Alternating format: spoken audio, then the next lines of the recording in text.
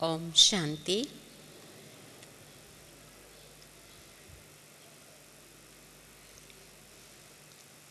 बाबा के जो गार्डन के फूल है उन सबको मिलकर खुशी होती है, क्योंकि ये पहचान हमें मिल गई है कि ऐसे फूलों को, ऐसे बच्चों को हम 5000 वर्ष के बाद ही इस रूप में मिलते हैं। तो जिन आत्माओं को हम इतने दिन के बाद मिलते हैं या इतने वर्षों के बाद मिलते हैं, तो क्यों न खुशी होंगी, क्यों न ऐसा मन कहेगा कि ये परिवार जो मिला है हमें, काश हम कभी न बिछड़े और हमेशा ही उस परिवार का आनंद उठाते रहें। तो आज हमें ये सौभाग्य मिला है कि आपके समक्ष बैठे हैं। बाबा बार बार मुरली में कहते हैं कि जब तक विदेशों में सेंटर नहीं खुले थे तब तक बाबा भारत कल्याणकारी, लेकिन अभी विश्व कल्याणकारी। वैसे तो पहले भी बाबा विश्व कल्याणकारी थे, लेकिन अपने आप को बताने के लिए बाबा हमेशा ये कहते हैं कि जब से विदेश की सर्विस हुई है तो बाबा विश्व कल्याणकारी बन गए हैं। लेकिन हम सब बच्चे विश्व के कल्याणकारी है, क्योंकि बाबा ने हमें 3 विशेष साधन दिए हैं जिससे कि जो बाबा का ज्ञान हमें प्राप्त हुआ है उसको हम दूसरों तक पहुंचा सकते हैं। और वो 3 साधन हमें दिए हैं। एक है शब्दों से बाबा का ज्ञान सुनाना, दूसरा है कर्मों से बाबा की सेवा करना, और तीसरा है मन के द्वारा बाबा की सेवा करना है। अगर हम तीनों को मिला देते हैं तो हमारे पास एक क्षण का भी टाइम नहीं होगा वेस्ट करने का।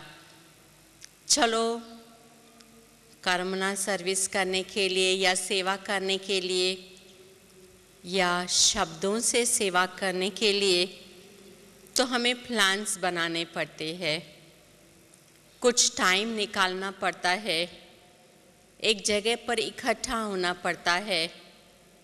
लेकिन मन के द्वारा बाबा की सर्विस करने में कोई प्रोग्राम भी बनाने की आवश्यकता नहीं है, जब चाहे तब कर सकते हैं। एक बार ऐसा हुआ कि मैं एक कंट्री में गई, तो वहाँ पर क्योंकि कोई कंट्री के अंदर बहुत गर्मी होती है और कोई कंट्री में बहुत सर्दी होती है, और ट्रैवलिंग भी काफ़ी चल रही थी उस समय।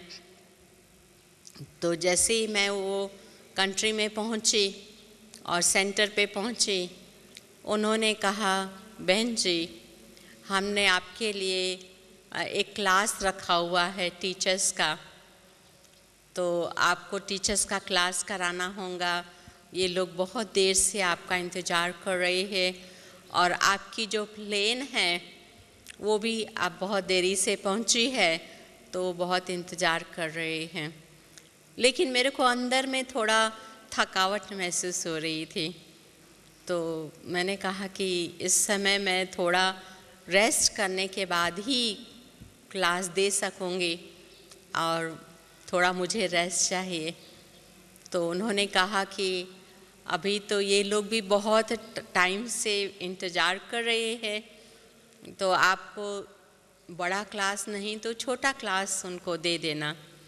और फिर क्योंकि ये सबको घर जाने का है, दूसरे दूसरे सेंटरों पर जाने का है और इवनिंग में फिर इन्हें वापस आना है क्योंकि पब्लिक प्रोग्राम इवनिंग में हैं।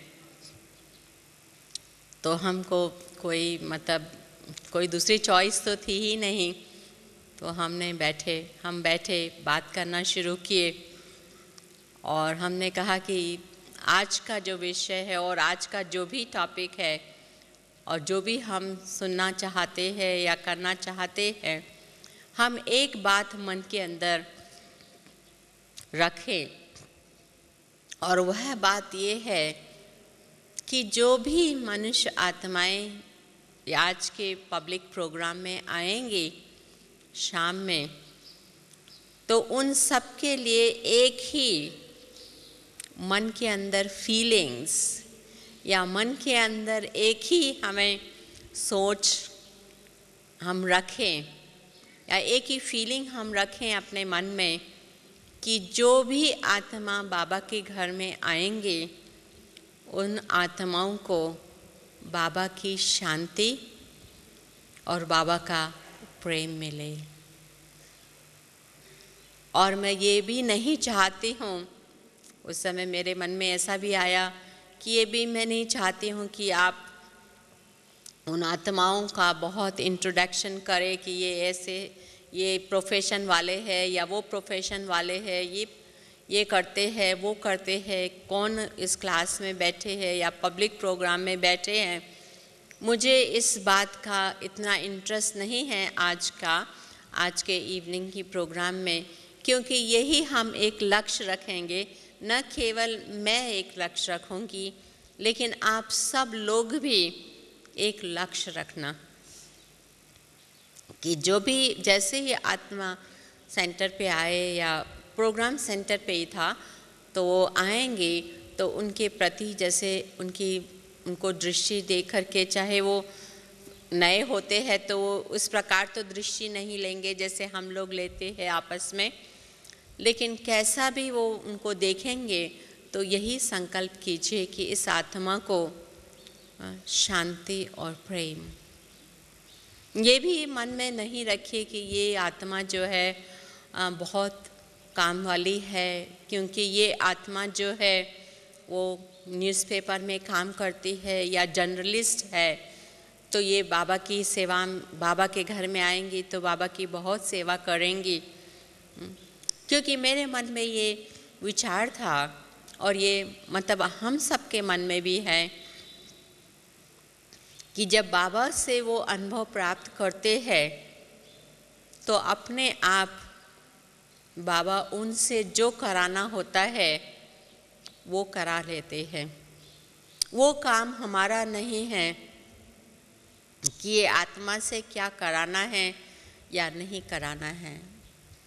तो ये हमने जैसे एक प्रेरणा के रूप में एक संकल्प रखा अपने लिए भी और दूसरे जो बहन भाई थे, जो टीचर्स थे, उनको भी वो दिया। और हमने ये देखा कि जब प्रोग्राम चला तो उसमें बहुत ही सफलता प्राप्त हुई। जितने लोग वो लोग समझते थे आएंगे, उससे दुगने लोग आए। और जो भी आए और जिन्होंने भी बैठे रहे, मतलब कि उस दिन हमारा जो प्रोग्राम था पब्लिक प्रोग्राम के बाद राखी बांधने का प्रोग्राम था, तो 200-300 लोग बैठ कर के एक एक करके राखी बांधते थे और फिर वापस जा कर के बैठ जाते थे। कोई भी उठ करके बाहर नहीं गया, कोई भी। तो 300 लोग को हमने राखी बांधी और 300 लोग को राखी बांधते समय सब लोग बहुत शांति से बैठे रहे। कुछ लोग अपने मन से ही अपना इंट्रोडक्शन भी करे। हमने तो पूछा नहीं, न कोई बहन ने उनके बारे में कुछ बोला, लेकिन वो खुद ही उनको कुछ प्रेरणा हुई तो फिर उसके अनुसार मतलब उन्होंने जो भी दिया, बाबा की स्पेशल ब्लेसिंग उनके लिए भी निकली और बहुत ही अच्छा हमको महसूस हुआ। तो जब भी हम कहीं जाते हैं तो यही होता है कि पहले हमें क्या लेना चाहिए। अपने स्वयं के प्रति भी यही भावना होनी चाहिए कि हमें बाबा का जो अनुभव है, शांति, प्रेम, खुशी का अनुभव है, वो ही हमें लेना है। यही सबसे बड़ा एम हमें रखना चाहिए। और साथ साथ हम अपने साथ क्या लेकर के जाएंगे, क्योंकि कभी भी हम एक जगह से दूसरी जगह जाते हैं तो ये हमारा दिल होता है कि उनके लिए कुछ याद सौगात लेकर के जाएं। तो फिज़िकल रूप में हम कोई सौगात बाबा की याद जिसमें रहे वो ले लेते हैं, वो लेकर के चले जाते हैं, तो सबको बांट देते हैं और सबको खुश कर देते हैं। लेकिन वो होते हुए भी, वो फिज़िकल एक्ट होते हुए भी साथ में अंदर में ये होना चाहिए कि जो आत्मा को जो है आत्मिक शांति जरूर मिलनी चाहिए।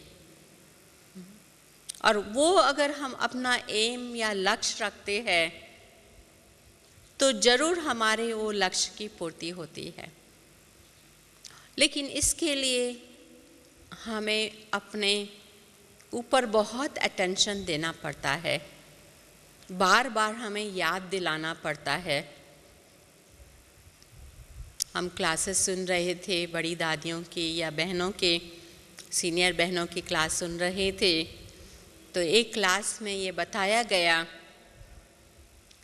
कि ये तो हम सब जानते हैं शुरू से, पहले से, जब से पहला हमने लेसन लिया है तब से हम ये जानते हैं कि आत्मा शरीर को चलाने वाली है। जब आत्मा शरीर को चलाने वाली है तो जब हम खाना खाते हैं, भोजन करते हैं या ब्रह्मा भोजन करते हैं तो वो कौन खाता है? आत्मा खाती है या शरीर खाता है?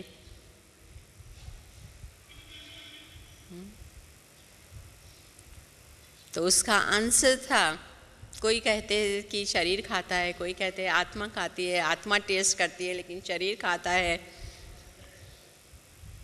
लेकिन अगर हम ये विचार करें थोड़ा सा कि आत्मा शरीर को खिलाती है, आत्मा जो है वो शरीर को खिला रही है। अगर हम उनसे थोड़ा ऊपर जाते हैं, जैसे आत्मा और शरीर का तो हमने सुना, लेकिन आत्मा के अंदर जो मन है उसको चलाने वाला कौन है? और आज की दुनिया में अगर हम देखें तो हम यही कहेंगे कि 80% जो है हमारा मन जो है कर्म इंद्रियों के कांटेक्ट में जब हम आते हैं उसके आधार पर चलता है। किसी से कोई बात सुनी, अच्छी या हो या बुरी बात हो, या अपनी आँखों से हमने देखा कुछ, किसी को ठीक करते हुए, किसी को ठीक नहीं करते हुए, तो जो कर्म इंद्रियों से हम देख रहे हैं या सुन रहे हैं उसके आधार पर हमारा मन चल रहा है। तो कभी कभी अगर हम अपनी चेकिंग करना चाहते हैं और हम उसको चेक करते हैं तो ये हम महसूस करेंगे कि हमारा बहुत सारा टाइम जो है, हमारे मन का सोच का जो टाइम है वो इस बात में जा रहा है जो हम देख रहे हैं, जो सुन रहे हैं। कर्मेंद्रियों के द्वारा जो हम आत्मा कांटेक्ट में आ रही है तो उसका जो इफ़ेक्ट है वो माइंड उस अनुसार चल रहा है। या कभी हमारा मन जो है हमारे पास्ट के जो संस्कार है उसके आधार पर भी चलता है। और जब हमारा मन जो है कर्मेंद्रियों के आधार पर चलता है या पास्ट संस्कार के आधार पर चलता है, तो हमारे अंदर वो शक्ति या वो परिवर्तन जो आना चाहिए, जिसके लिए बार बार बाबा हमें पूछते रहते हैं कि समय की रफ्तार के आधार पर जैसा समय चल रहा है, क्या आप ये समझते हैं कि हमारा जो पुरुषार्थ है वो भी उसी स्पीड से चल रहा है जिस स्पीड से समय जा रहा है?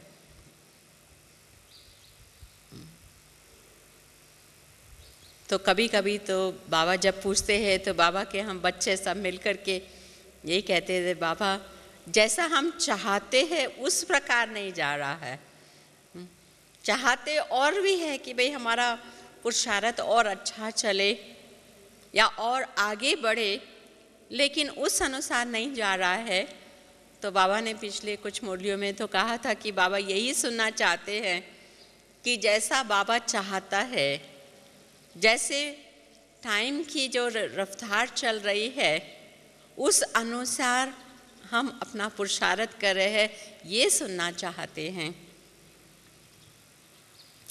और वो सुनने के लिए और वो बोलने के लिए जो बाबा चाहता है हमें, उसके लिए बहुत ज़रूरी है अंत तक हमें पहला लेसन जो है वो प्रैक्टिस करना ही पड़ेगा। और उसमें बार बार हमें देखना होगा, हमें अपने आप को समझना होगा कि क्या आत्मा मन को चला रही है या परिस्थितियां मन को चला रही है।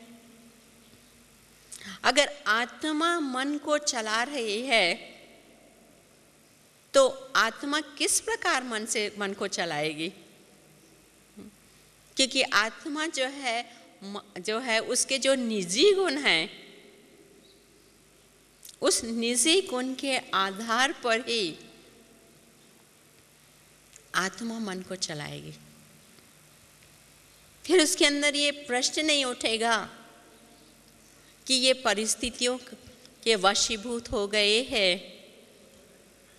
लेकिन आत्मा हर परिस्थिति के अंदर अपने मन को शांत रखेगी, शांत स्वरूप बनाएंगे, जिससे कि हमारे मन के अंदर जो थोड़ा भी डिस्टर्बेंस है वो जैसे शांत हो जाएगा, जिसको कामनेस जिसको कहते हैं। और वो डीप साइलेंस जिसको कहते हैं, उसका अनुभव करने लगेगा। आप हमारी ये थोड़ी सी राय है कि आप इसके ऊपर विचार कीजिए, क्योंकि अभी समय आ चुका है कि अपने मन को बार बार परिस्थितियों से हटाकर या कर्म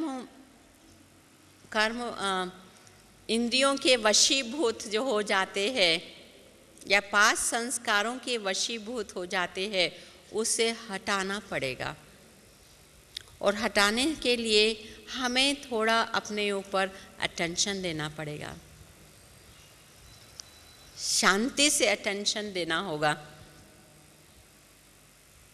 पिछले साल हम कैरेबियन कंट्री जिसको कहते हैं, वेस्ट इंडीज़ कंट्री जिसको कहते हैं, जो बड़े छोटे छोटे टापू जैसे होते हैं, जहाँ पर कई 20 लाख की पॉपुलेशन है, कहीं 10 लाख की पॉपुलेशन है, कई 15 लाख की पॉपुलेशन है। तो उन देशों में मई मंथ के बाद, मई जून से अक्टूबर मंथ तक जो सीज़न होता है उसको हम हरिकेन सीज़न कहते हैं। तूफ़ान आता है, तो कई तूफ़ान एक के बाद आते जाते, एक के बाद आते जाते हैं, और हर तूफ़ान के लिए हमें प्रिपेयर करना पड़ता है। मन से भी प्रिपेयर करना पड़ता है और फिज़िकल रूप में भी प्रिपेयर करना पड़ता है। तो पिछले बार हम एक कंट्री में थे जहाँ पर ये तूफ़ान आने वाला था। तो वो तूफ़ान जो है 2-3 कंट्री को काफ़ी 80% डैमेज कर चुके थे, और वो हमारी तरफ भी आने वाला था। तो मन में यह विचार हमारे मन में आया कि बाबा के हम बच्चे हैं, हम इसको किस प्रकार से बाबा की याद में रह कर के उसका सामना करेंगे, क्योंकि कुछ भी हो सकता है। आज सब कुछ है और कल कुछ भी नहीं, आज शरीर है और कल कुछ भी नहीं। ऐसी परिस्थिति हमारे सामने आती है बार बार, कम से कम साल में 4 या 5 बार तो ज़रूर आती होंगी। तो हमारे मन में बाबा की याद में 2 शब्द आए, और वो 2 शब्द थे। एक है रिमेन काम, मतलब कि शांति बनाए रखो, अपने मन की शांति बनाए रखो, और दूसरा जो है शब्द था निर्भय, मतलब कि डरना नहीं है, कुछ भी होगा डरना नहीं है। चाहे आत्मा शरीर से निकल भी जाएंगी तो भी डरना नहीं है। तो ये 2 शब्द जो है बाबा की याद में हमें आए, और वो 2 शब्दों से हमने ये महसूस किया कि जो इम्पॉसिबल जो है वो पॉसिबल हो गया, और नुकसान होते हुए भी चारों तरफ, मतलब इतना लाइफ का इतना नुकसान नहीं हुआ जितना सुनामी में हुआ, लेकिन मटेरियल चीज़ों का काफ़ी नुकसान हुआ।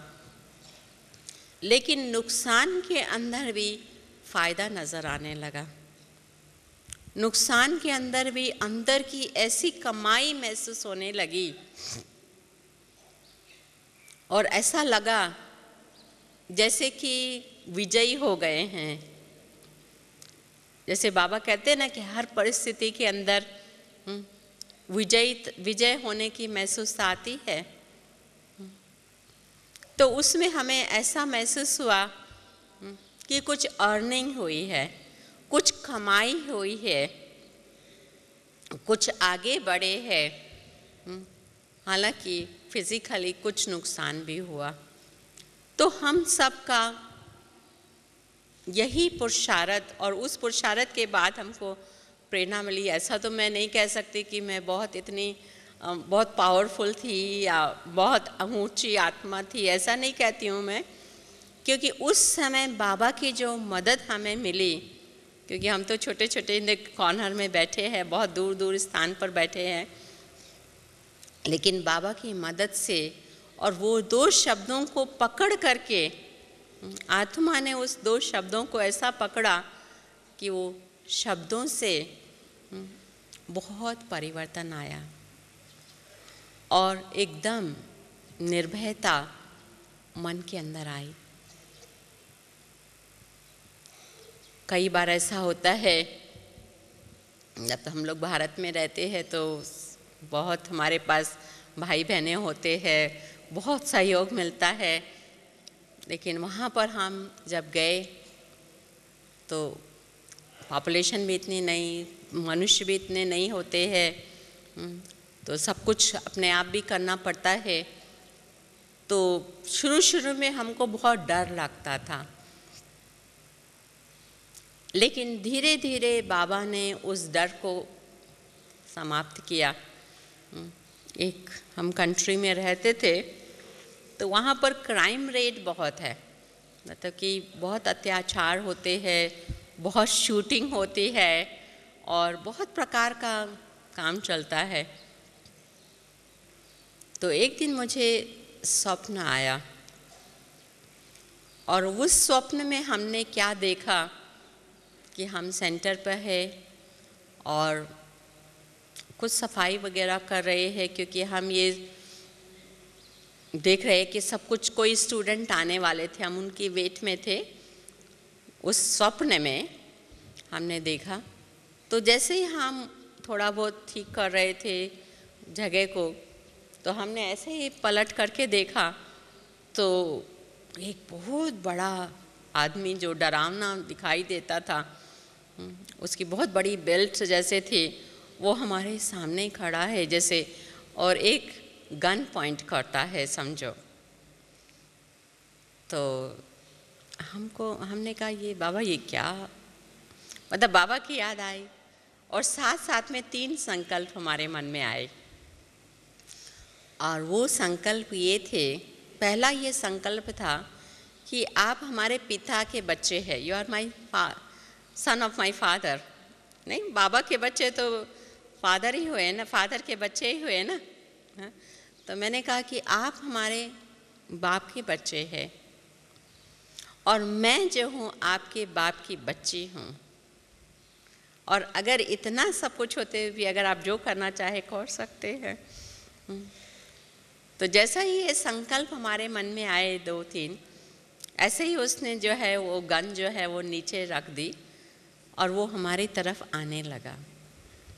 और हम भी बाबा की गहराई में बैठ गए, याद में बैठ गए। और गहराई की याद में बैठने के बाद उस आत्मा ने बैठे सामने, जैसे चर्च में बैठते हैं वो लोग, नील नाउन करके बैठते, ऐसे ही बैठे रहे। और उसके बाद मुझे देखते रहे और उसके बाद थोड़ी देर के बाद मैं थोड़ा कॉमन कॉन्शियसनेस में आई। तो उन्होंने कहा कि आप ये शक्ति कैसे प्राप्त कर रहे हैं, फादर से ये शक्ति कैसे प्राप्त कर रहे हैं।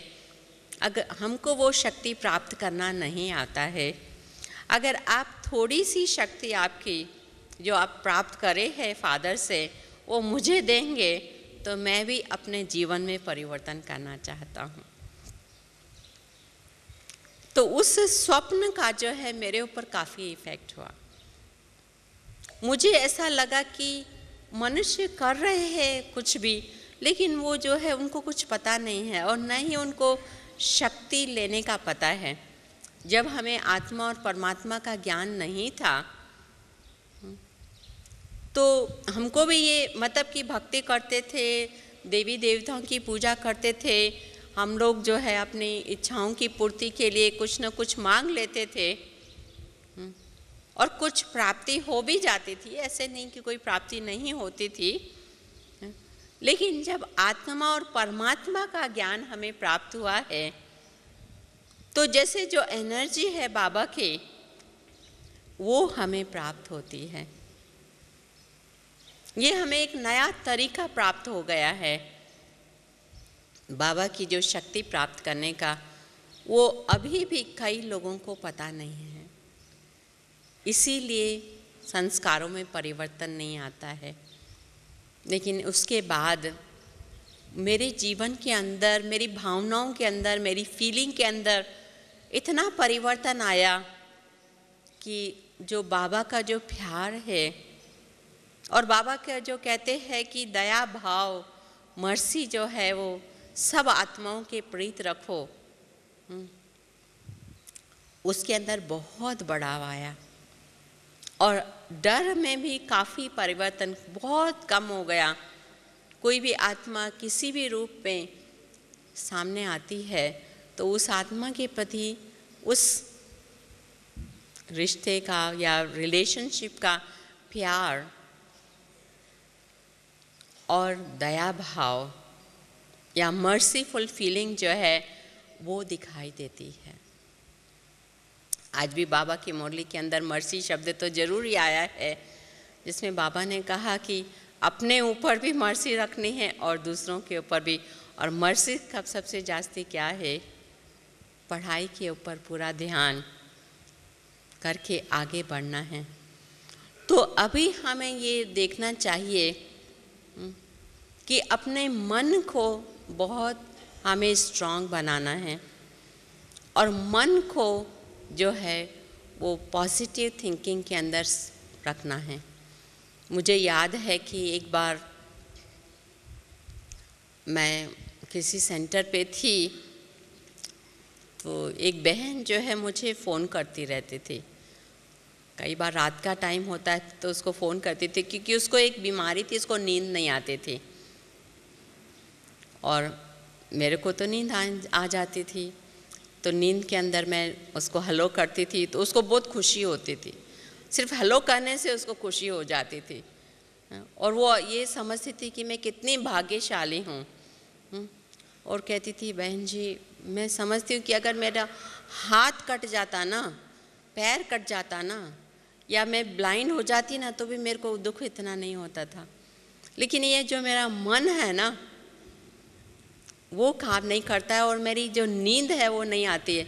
और जब मैं आपकी आवाज़ सुनती हूँ हेलो की, जो आप अपनी गहरी नींद में उठ करके आप हेलो करते हैं, तो मुझे बहुत खुशी होती है। देखो मनुष्यों के अंदर कितना, मतलब कहने का भाव ये है कि जब जिसके पास मन जो है वो कंट्रोल में नहीं होता है या वो अपाहिज हो जाते हैं मन से, वो ही जान सकते हैं कि मन कितनी बड़ी चीज़ है। संकल्प शक्ति और फीलिंग की शक्ति कितनी बड़ी चीज़ है। और बाबा हमको इसकी बहुत वैल्यू देते हैं, वैल्यू को सिखाते हैं और सिखा करके आगे बढ़ाते हैं। हम लोग एक नया प्रोग्राम रख रहे हैं, 8-10 दिन 3-4 दिन से शुरू हुआ है कि जो भी हमारी मुरलियाँ चली है दिस सीज़न में, तो मुरलियों को हम दोबारा रिवाइज़ कर रहे हैं। ऊपर में फॉरेन लोगों के लिए हम ये जो विदेशी प्रोग्राम चल रहा है इस समय, तो हर दिन एक मुरली हम लोग पढ़ते हैं सुबह में। पढ़ते नहीं हैं, जो भी टीचर होती है वो पढ़ती है और पढ़ करके उसके ऊपर क्लास चलाते हैं और फिर उसके बाद अनुभव कराते हैं उसका। क्योंकि जो भी बाबा की अव्यक्त मुरली हमें मिलती है, हमारा तो यही अनुभव है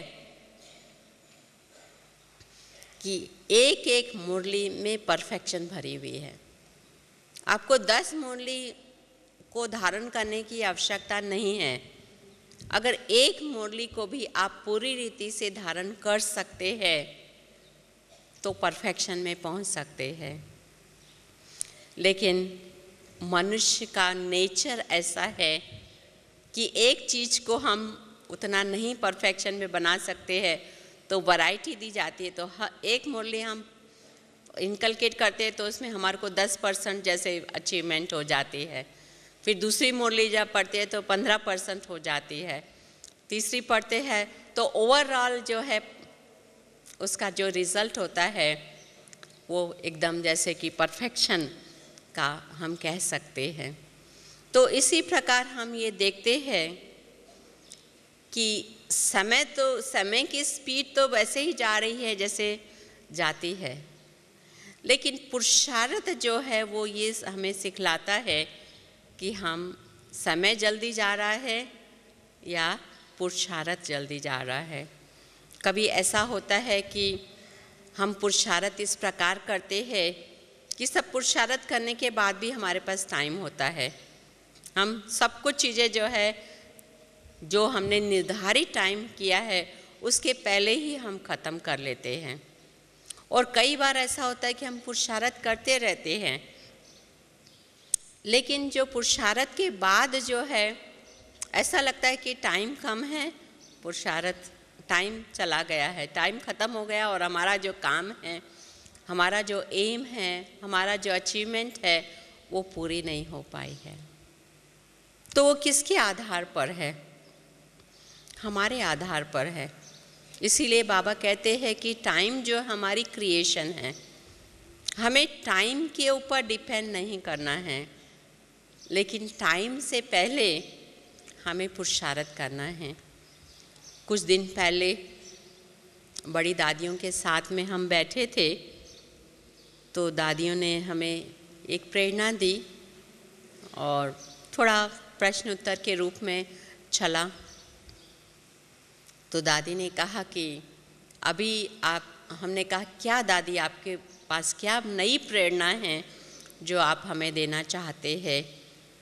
तो दादी ने कहा कि कर्मातीत अवस्था को प्राप्त करना है और कर्मातीत अवस्था मतलब एंजेलिक स्टेज में परिवर्तन करना है। अपने आप को एवर रेडी रखना है। कल भी अगर बाबा कहे कि चलो ऊपर तो हमें तैयार रहना चाहिए। तो हमने कहा कि दादी जी आप अभी तो बहुत कार्य करना है, बहुत सेवा करनी है, तो उन आत्माओं की भी सेवा करने के लिए तो हमें यहाँ रुकना पड़ेगा। तो दादी ने कहा वो भले रुकना पड़े तो रुकना पड़े बाद में जा कर के, लेकिन हमें एवर रेडी बनना है, ये हमारा एम होना चाहिए। और वो ये बात को सुन कर के बहुत प्रेरणा भी आई और ये इसमें कुछ सेंस भी है। नहीं, कई बार होता है कि हम तैयार हो जाते हैं, कहीं जाना होता तैयार हो जाते हैं, तैयार होकर के भी हम कार्य करते रहते हैं। ऐसे नहीं कि तैयार होके बैठ गए और कुछ नहीं किया, फिर भी रहता है कि अरे चल ये भी काम कर लो, ये भी काम कर लो, ये आधा पड़ा हुआ था ये पूरा कर लो, ये पूरा कर लो, ये भी हमारे मन के अंदर आता है। लेकिन साथ साथ में ये है कि जैसे ही कार आएंगी, जैसे ही कुछ होगा तो हम उसमें जाकर के बैठ सकते हैं। तो इस प्रकार जो है हमको अपनी स्थिति को बनाना है कि कर्म करते हुए भी हमें रेडी रहना है। तभी हम समय जो चल रहा है उसको हम फेस कर सकते हैं। क्योंकि बाबा ने तो कितनी मुरलियों में हमें बता दिया है कि कोई भी चीज़, कोई भी परिस्थिति, कोई भी घटना कभी भी आ सकती है, अचानक का जो होगा वो होंगी। लेकिन अचानक के साथ साथ ये भी हमें मन में मानना पड़ेगा या अपने पुरुषार्थ के अंदर रखना पड़ेगा कि जो प्रैक्टिस हमने बहुत समय तक की है वही काम में आने वाली है। नहीं तो समय हमें धोखा भी दे सकता है, परिस्थिति हमें धोखा भी दे सकती है। और ये सब तभी होगा जब हमारे मन की जो लाइन है वो क्लियर होती जाएंगी, प्लेन होती जाएंगी, सिंपल होती जाएंगी और अपने आप को छोटी छोटी बातें जो चलती है उन सब छोटी छोटी बातों से अपने को निवृत्त करेंगे। बाबा कितने बार बाबा की मुरली में चलता रहता है कि हम मास्टर मुक्तिदाता है। बाबा तो है ही मुक्तिदाता, वो तो मुक्ति धाम का दरवाज़ा खोलेंगे, लेकिन उनके साथ साथ हमें भी मुक्ति धाम का दरवाज़ा खोलना है। लेकिन वो तभी हो सकता है जब हम छोटी छोटी बातों से दूर हो जाएंगे। छोटी छोटी बातें हमें कोई इफ़ेक्ट में नहीं लाएंगी। कई बार होता है कि देखो बाबा के ज्ञान में आने से जो दुनिया न कर सके, जिसको कहते हैं 5 विकार, वो हम जीत चुके हैं। मतलब बहुत सारी बातें हम मोटे मोटे रूप में, बड़े बड़े रूप में जीत चुके हैं। क्यों हम छोटी छोटी बातों में आकर के अपना समय गंवाएं? क्योंकि इससे तो आगे ही बढ़ना है। जो मुरली हम कल रिवाइज कर रहे थे, अव्यक्त बाप दादा की मुरली, उसमें यही था कि दुआ देना है और दुआ लेना है। और हम कैसे किसी को दुआ दे सकते हैं? बाबा कहते थे कि जैसे कोई बद्दुआ भी देता है तो वो भी हमें एक्सेप्ट नहीं करना है। जिसके लिए हम कहते हैं भक्ति मार्ग में तो मुझे वही इतना ही ज्ञान था कि अगर किसी को दुख देंगे तो दुखी होकर के मरेंगे, लेकिन बाबा के ज्ञान ने तो हमें और आगे बढ़ा दिया है कि न दुख देना है न दुख लेना है। तो अगर कोई बदवा देता है और उसको एक्सेप्ट कर लेते हैं तो नुकसान किसका हुआ? नुकसान तो हमारा हुआ ना। जो चीज़ें हमारे अंदर नहीं थी उसको हम अंदर घुसा करके फिर उसको निकालने की कोशिश करते हैं, तो कितना हमारी एनर्जी चली जाती है उसके अंदर। न हमें अंदर डालना है सो न हमें अंदर से बाहर निकालना है।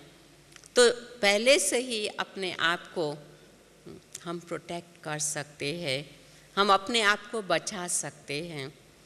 तो बाबा हमें कितना युक्त होकर के सब बातें बताते हैं। एक बार मैं किसी बहन के कांटेक्ट में आई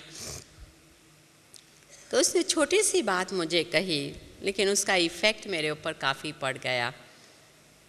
और वो बात ये थी कि किसी बहन ने कहा कि देखो ऐसे ही बातें करते करते उसने कहा कि दूसरी बहन के बारे में कहा जो इधर उधर की बातें करते थे, इधर की बात उधर, उधर की बात उधर करते थे। तो इसने कहा कि मैंने कहा वो तो पागल है। तो कहा कि थोड़े दिन के बाद वो वास्तव में पागल बन गई और कई डॉक्टर के पास वो उसको लेके गए तो भी उसका इलाज नहीं हुआ। तो जिस बहन ने कहा था कि वो तो पागल, ऐसे ही कैजुअल हम लोग बोल देते हैं कि भाई कोई सोच के भी नहीं बोलते, लेकिन कैजुअल हम केयरलेसनेस से कुछ बोल देते हैं। तो उसने कहा कि जब मैं बाबा के कमरे में बैठी थी तो मुझे वो सीन इमर्ज हुआ कि मैंने ऐसे शब्द इस माता के बारे में कहे थे कि ये तो पागल है बस, और वो माता पागल हो गई।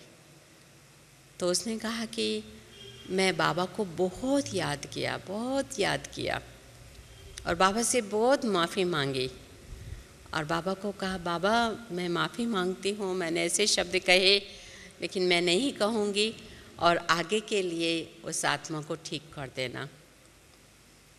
और वो ठीक हो गई।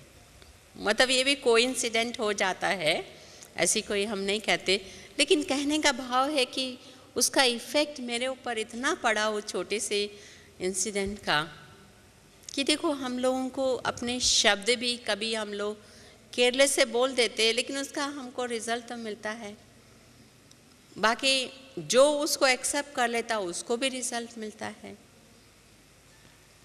तो इसीलिए अपने आप को अपने जीवन में कैसे अपने आप को आगे बढ़ाना चाहिए, ये बहुत ज़रूरी चीज़ है। साथ में हम ये तो कह सकते हैं, कई हमने ऐसे एग्ज़ाम्पल अपने जीवन में देखे हैं कि किस प्रकार शुभ कामना, शुभ भावना और मन के द्वारा जो हम पॉजिटिव फीलिंग्स और संकल्प हम भेजते हैं उसका बहुत बड़ा असर होता है। एक छोटा सा एग्ज़ाम्पल मैं देना चाहती हूँ कि एक बार मतलब जैसे कि कर्मों का हिसाब किताब तो कई आत्माओं से हम लोगों का होता ही है। अगर कर्म के बगैर तो हम एक दूसरे से मिलते भी नहीं हैं। तो अभी हम बाबा के यज्ञ में आकर के भी मिलते हैं तो कुछ ना कुछ कर्मों का पॉजिटिव या नेगेटिव इफ़ेक्ट होता है। तो एक आत्मा के प्रति थोड़ा नेगेटिव कर्म था, तो कई प्रकार की युक्तियां हमने यूज़ की, लेकिन वो उससे काम नहीं बना। तो हमने कहा कि इस बारी हम एक युक्ति ये रखेंगे, चाहे कोई आत्मा परिवर्तन हो या न हो, मुझे अपना परिवर्तन करना होगा इस आत्मा के प्रति। तो हमने 2-3 संकल्प अपने मन में रखे कि ये आत्मा कितनी भी परीक्षा लेंगे ना, हम परीक्षा से डरेंगे नहीं, हम उस परीक्षा में पास हो जाएंगे। और दूसरा हमने ये संकल्प रखा कि हम इस आत्मा के प्रति 10 मिनट रोज़ योग लगा करके उसमें शांति का दान या कुछ पॉजिटिव फीलिंग उस आत्मा के प्रति भेजेंगे। तो हमने शुरू किया, 1 दिन बीता, 2 दिन बीता, 3-4 दिन के बाद वो बहन हमारे पास आते हैं और कहते हैं कि देखो हम आपके पास, आपके इतने कांटेक्ट में आए आपके पास, लेकिन आपने हमारे ऊपर कोई ध्यान नहीं दिया, लेकिन अभी हमें बाबा बहुत ध्यान दे रहा है, हमें बाबा से बहुत प्यार मिल रहा है और बाबा से बहुत शांति मिल रही है। तो आपके मन में क्या आएगा?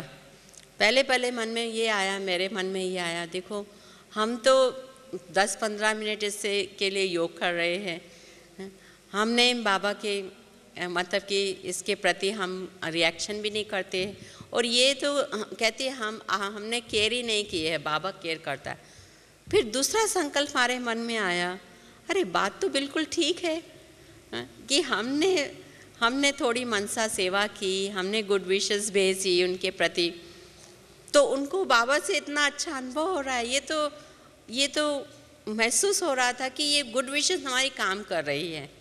चलो अच्छा है ना, हमने गुड विशेस भेजी और उस आत्मा ने बाबा का बहुत अच्छा अनुभव किया है, तो वो तो अच्छी बात हुई ना। वो गुड विशेस लगी कि नहीं लगी, आप क्या समझते हैं? बाबा के नज़दीक पहुँचे तो गुड विशेस काम में आई ना। तो हमको ऐसा महसूस हुआ कि वो गुड विशेस काम में आई, बाबा के नज़दीक पहुँच रहे हैं, बाबा का प्यार मिल रहा है, बाबा की शांति मिल रही है, और उससे हमको और प्रेरणा मिली कि और उसको गुड विशेस भेजे और गुड विशेस भेजे। और फिर वह आत्मा कुछ समय के बाद हमारे पास आते हैं और बस अच्छी बातें करते हैं, बहुत प्रेम से बात करते हैं।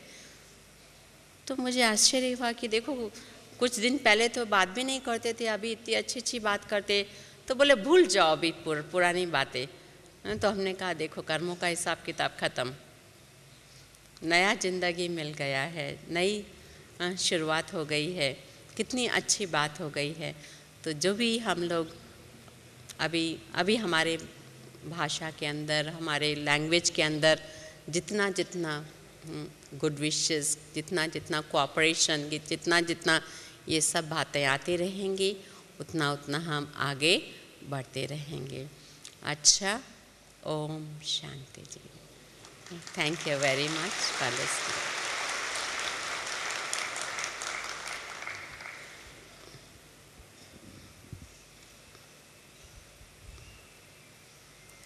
चलो बाबा की याद में अपने आप को फिर से बाबा के अर्पण कर अपना तन मन धन बाबा को दे करके जैसा वो यूज़ करना चाहे हमें।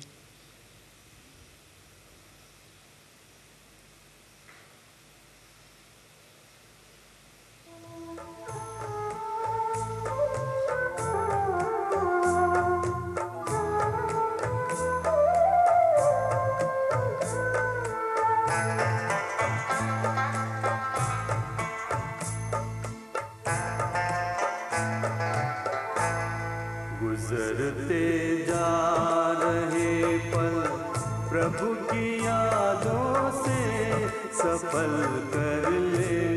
गुजरते जा रहे पल प्रभु की यादों से सफल कर ले। चलो आनंद रस से मन तरल कर ले, सरल कर ले। गुजरते जा